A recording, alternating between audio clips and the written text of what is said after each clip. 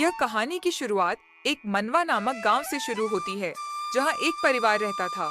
मोहन के दो लड़के थे, एक घनश्याम और दूसरा सचिन। दोनों लोगों की शादी हो चुकी थी। घनश्याम जो बहुत ही आलसी और बहुत ही बेईमान था, सचिन बहुत ही ईमानदार और मेहनती था। सचिन रोज खेत जाकर काम करता है और घनश्याम घर पर ही रहता है।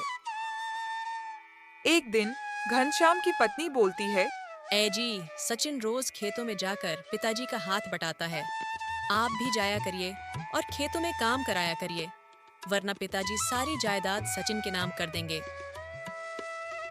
अरे तुम इस चीज की चिंता ना लो। सारी जायदाद हमने अपने नाम करवा के रखी है। बस बुढ़े को मरने की देरी है और सारी जायदाद हमारे नाम। कि एक दिन मोहन घर आता है और अपने दोनों बेटों को बुलाता है और कहता है, घनश्याम और सचिन, दोनों लोग सुनो। क्या हुआ पिताजी? अब हम काम नहीं कर पाएंगे। अब हमारी तबीयत सही नहीं रहती है। अब तुम दोनों भाइयों को ही सारा कारोबार संभालना होगा। और घनश्याम और सचिन, हम ये कह रहे थे कि हमारे होते हुए दोनों भाई बंटवारा कर लेते। ज्यादा सही रहता तो बताओ सचिन बेटा। उतने में ही घनश्याम बोल पड़ता है, अरे पिताजी, इसकी क्या जल्दी है बंटवारे की? तुम मत बोलो। ठीक, हमने तुमसे नहीं पूछा है, हमने सचिन से पूछा है। समझे? तुम्हारे ऊपर हमको भरोसा नहीं है। बताओ बेटा सचिन। अरे पिताजी, जब भैया कह रहे हैं कि बंटवारे की क्या जरूरत है, हम दोनों भाई एक में ही काम करेंगे ना। और क्या पिताजी, तुम्हें जैसा अच्छा लगे। सचिन अपनी पत्नी से कहता है, अरे सुनो, हमसे पिताजी कह रहे थे कि बंटवारा कर लेते, मगर हमने कहा कि इसकी क्या जरूरत है, हम दोनों भाई एक में ही काम करेंगे। आपको बंटवारा कर लेना चाहिए था। आपके भाई न ही खेत पर जाते हैं और न ही कोई काम करते हैं, घर पर ही रहते हैं। क्या करें, अब है तो हमारे भाई ही, फिर वो कितने ही क्यों ना खराब हो। कि बेचारा सचिन भोला भाला, उसे क्या पता है कि उसके भाई के दिमाग में क्या चल रहा है। घनश्याम अपनी पत्नी को बुलाता है और कहता है, एक बात करनी है तुमसे। पिताजी को बहुत जायदाद के बंटवारे की पड़ी है। उन्हें यह नहीं पता है क्या कि सारी जायदाद हमने अपने नाम करवा ली है। जब सारी जायदाद आपके नाम है तो क्यों डर रहे हैं? अरे हमारे नाम तो है, मगर जब बुढ़ा मर जाएगा उसके बाद, इसलिए तो कह रहे हैं जल्दी से मरे, फिर हम राज करेंगे।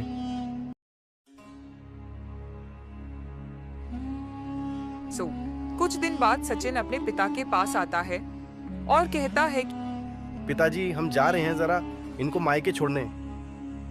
अच्छा बेटा, जाओ, मगर जल्दी आना और सही से जाना। ठीक पिताजी, दवाइयां समय पर खा लेना। ठीक पिताजी। फिर सचिन चला जाता है। शाम में अचानक मोहन की तबीयत खराब हो जाती है। वह आवाज लगाता है, घनश्याम, ओ घनश्याम, घनश्याम, ओ घनश्याम। घनश्याम कमरे में ही होता है, मगर पिताजी की आवाज को नजरअंदाज कर देता है और अचानक मोहन गिर जाता है। जब घनश्याम बाहर निकलकर आता है और देखता है और आवाज लगाता है, पिताजी, ओ पिताजी, पिताजी, ओ पिताजी।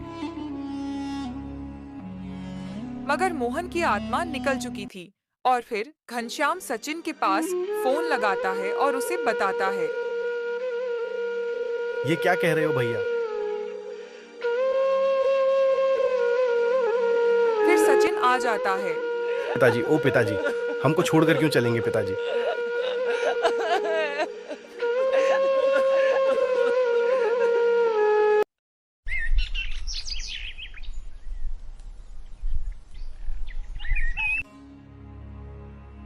मोहन के देहांत को 10 दिन भी नहीं हुए थे और घनश्याम अपने भाई को बुलाता है।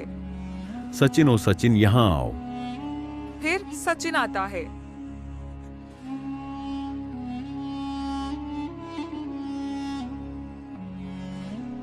सुनो सचिन, बस बहुत दिन तुमने राज किया, बस अब ये घर खाली करो और खेत को भी भूल जाओ। ये क्या कह रहे हो भैया? हाँ, जो कह रहे सच है। बस अब निकल जाओ घर से। तुम्हारा हिस्सा में वो झोपड़ी और बंजर जमीन है, उसके कागज ले लो और चले जाओ। मगर भैया, इस जायदाद में तो हमारा भी हिस्सा है। और सब चीजें हमारे नाम है, हमारे नाम है। आया समझ? अब बोरिया बिस्तरा उठाओ और जाओ, वरना धक्के मारकर निकालेंगे। आया समझ?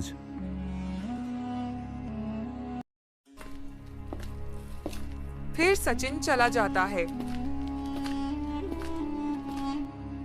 और फिर आरती कहती है, बस देख लिया अपने भाई को, सारी जायदाद हड़प कर ली और दिया क्या? बस यह घर और वह बंजर जमीन जिस पर कभी फसल नहीं होती है। अब क्या करें? हमको क्या पता था कि भैया ये हमारे साथ कर सकते हैं। और रही बात बंजर जमीन की, जिसके साथ ऊपर वाले होते हैं बस, और उसे यकीन होता है वो रेगिस्तान में भी फसल उगा सकता है। बस मेहनत की जरूरत होती है, आज नहीं तो कल।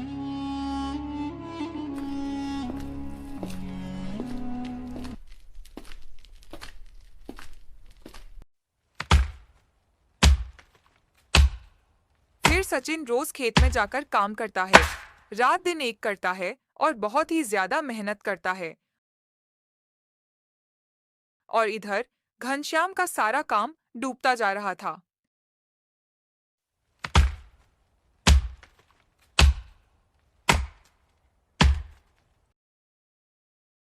चलो, आज बहुत मेहनत कर ली, चलो अब घर चलते हैं और चिकन बनवाते हैं। फिर सचिन जाता है।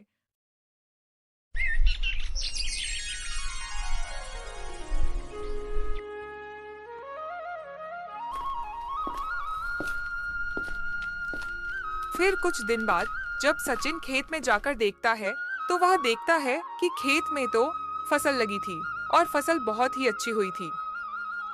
यह सब सचिन देखकर जल्दी घर चला जाता है और यह सब बात अपनी पत्नी को बताता है।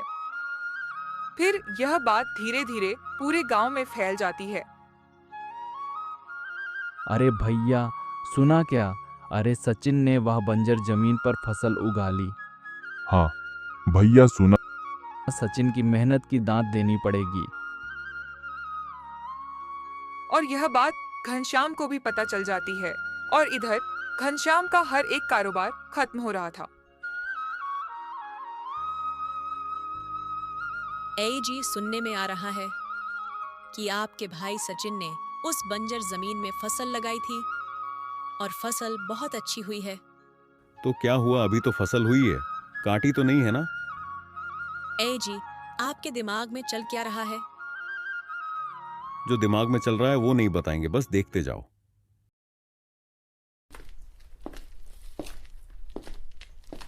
घनश्याम उसी रात को हाथ में कुछ लेकर निकल पड़ता है सचिन के खेत की तरफ और वह चीज खेत में डाल देता है।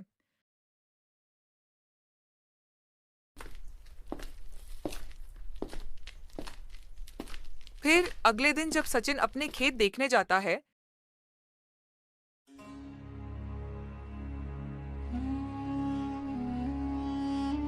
तो वहां देखता है कि सारी फसल खराब हो गई थी। फिर वह उदास होकर घर चला आता है और आकर बैठ जाता है।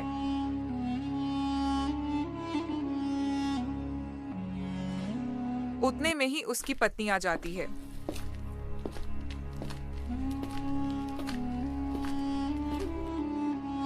जी, क्या हुआ? बहुत रूठे रूठे से लग रहे हैं। पता नहीं कैसे फसल सारी खराब हो गई। पता नहीं ऐसा हमारे साथ ही क्यों होता है। ये कोई जिंदगी है? पहले भाई ने हक मार लिया, अब जो फसल हुई थी वो भी खराब हो गई। कोई बात नहीं, धैर्य रखिए, दिन पलटने में देर नहीं लगती है। हमारे भी दिन अच्छे होंगे। घनश्याम अपनी पत्नी से कहता है, अब तुम देखो, अभी तो फसल को खराब की है, अब देखो इसे जमीन कैसे लेंगे। तुम देखो। सचिन इतना तो बेवकूफ नहीं है जो आपको अपनी जमीन देगा। उसे आपने धक्के मारकर निकाला था। हमारे भाई में एक कमजोरी है, वो भोलेपन की, बस तुम देखती जाओ। फिर घनश्याम सचिन के घर जा पहुंचता है। फिर घनश्याम बोलता है, हमारे सचिन छोटे भाई, हमसे बहुत बड़ी गलती हो गई। हमने तुमको घर से निकाल दिया और हमने एक बार भी नहीं सोचा कि पिता के बाद सचिन का कौन है। बहुत शर्मिंदगी महसूस हुई है। हो सके तो हमें माफ कर दो सचिन भाई। अरे भैया, माफी की क्या जरूरत है? गलती तो इंसान से ही होती है। आपको गलती का पछतावा हुआ, इसे बड़ी चीज क्या होगी? हमने तो सोचा था कि सचिन हमको माफ ही नहीं करेगा। अरे घनश्याम भैया, खून खून कभी जुदा हो सकता है। अरे हमने सुना है कि तुमने फसल लगाई थी और हो भी गई थी और बहुत अच्छी हुई थी, मगर अब सुना तो फसल खराब हो गई है। तो हमने सोचा अब छोटे भाई को हमारी जरूरत पड़ सकती है तो मदद करनी चाहिए। हाँ भैया, क्या करें, किस्मत ने साथ ही नहीं दिया। फसल हो गई थी अच्छी, फिर खराब हो गई। पता नहीं किसकी नजर लग गई। अब इतने पैसे भी नहीं हैं जो दोबारा खेती करें। अरे पैसों की चिंता ना करो छोटे भाई, तुम्हारा भाई तुम्हें पैसे देगा तुम्हें खेती करने के। कि सचिन बेचारा भोला भाला अपने भाई के जाल में फंस गया। उसे क्या पता था कि उसके भाई के दिमाग में क्या चल रहा है। फिर घनश्याम अपनी पत्नी से कहता है, अरे अब तुमको हम क्या बताएं, हमारा भाई इतना बेवकूफ, जरा सा रो दिया और वो फिसल गया। फिर सचिन रोज खेत में काम करता जाता है।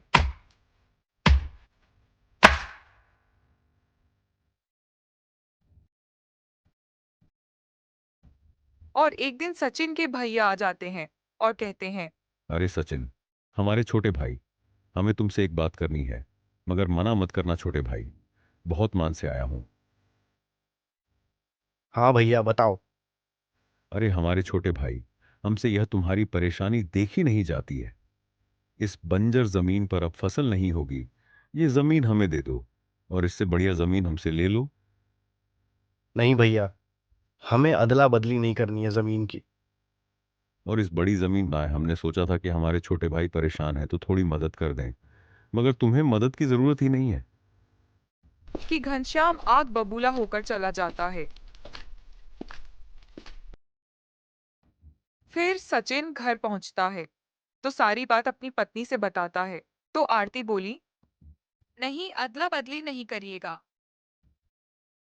उतने में ही परोशन आती है और कहती है, बताइए।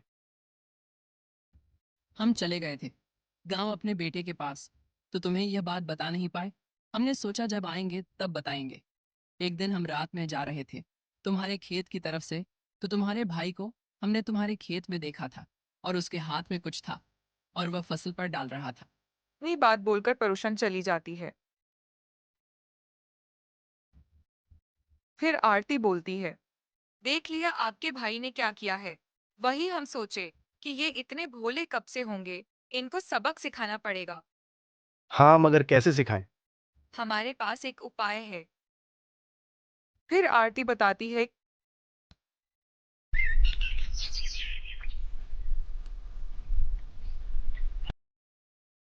कि अगले दिन सुबह जब सचिन खेत गया तो वहां बहुत भीड़ इकट्ठा थी। लोग कह रहे थे,